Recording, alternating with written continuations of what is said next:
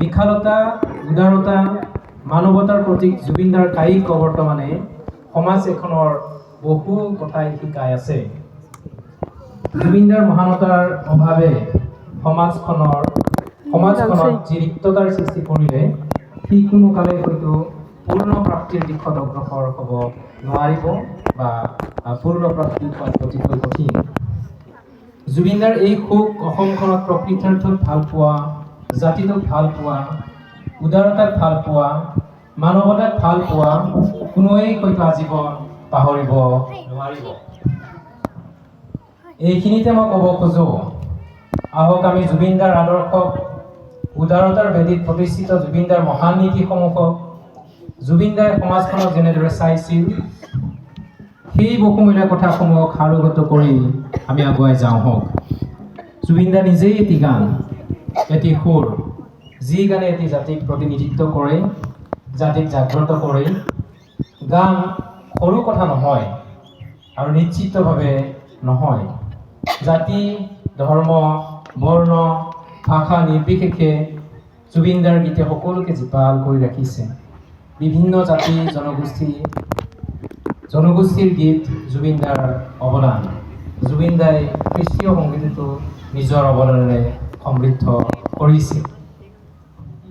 সেইকাৰণে আমি জুবিনদাই আমাৰ খ্ৰীষ্টীয় সমাজত আমাৰ জীৱিত ঈশ্বৰ খোৱাক আৰাধনা কৰিবলৈ যি আমাৰ খ্ৰীষ্টীয় সংগীত দিশত অৱদান আগবঢ়াইছে, তেওঁৰ সেই কৰ্মৰাজিত সুঁৱৰি তেওঁৰ আমাৰ কাৰণে দেখুৱাই যোৱা যি আদৰ্শ, সেই সকলো সুঁৱৰি শ্ৰদ্ধাৰে আমি এসময়ত একেলগে আমি যি প্ৰতিজনৰ হাতত যদিও আমি পোৱা নাই, যিখন চিট আমি বিতৰণ কৰিছোঁ, সেই চিট আমি গাম আৰু ঈশ্বৰক ধন্যবাদ দিয়া গান হয়। আজি বৰদিন, এই বৰদিনত আমি একেলগে গাবলৈ আমি ওলাইছোঁ আৰু এই একে সময়তে আমি যি জুবিনদাৰ, সেই জুবিনদাৰ কৰ্মৰাজিক আমি শ্ৰদ্ধাৰে সুঁৱৰিব বিচাৰিছোঁ আৰু এই গীতটি আমি গাম।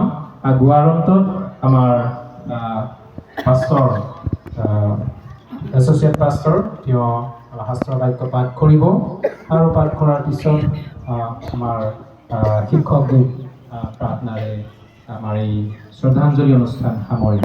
আহক আমি এসময়ত আমি শ্ৰদ্ধাৰে সুঁৱৰোঁ আৰু যি গীত জুবিনদাৰ কণ্ঠত গোৱা হৈছিলে সেই গীতটো গোৱাৰ যোগেদি ঈশ্বৰক ধন্যবাদ দিওঁ। আমি তেওঁক শ্ৰদ্ধাৰে সুঁৱৰোঁ।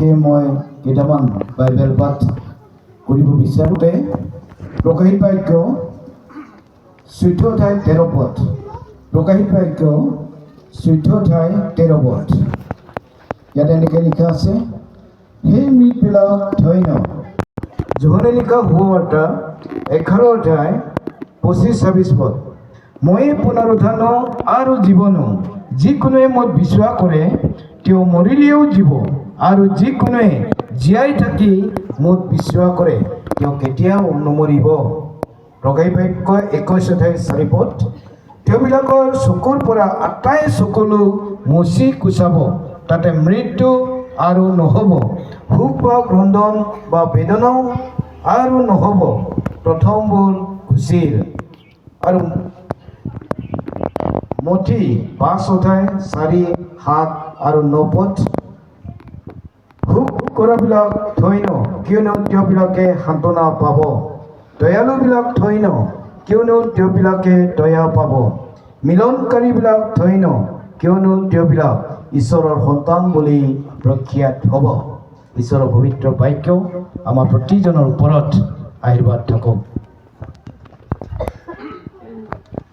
আহক আমি প্ৰাৰ্থনাত মুগ্ধ হয় প্ৰভু তোমাৰ পবিত্ৰ চৰণত আমি উচৰ্গিত হৈছোঁ প্ৰভু আজি বৰবাকা বেপ্টিষ্ট মণ্ডলীৰ প্ৰাংগণত প্ৰভু আমাৰ অতি শ্ৰদ্ধাৰ দেৱৰ মৃত্যুক আমি স্মৰণ কৰিছোঁ তুমি শিকাই থোৱা জোৰে ধৰাই প্ৰভু আমি সেই পৰিয়ালৰ কাৰণেহে বিশেষভাৱে আজি আমি নিবেদন জনাব বিচাৰিছোঁ প্ৰভু যিবিলাক পৰিয়াল আজি তেওঁৰ আত্মীয় স্বজনসকল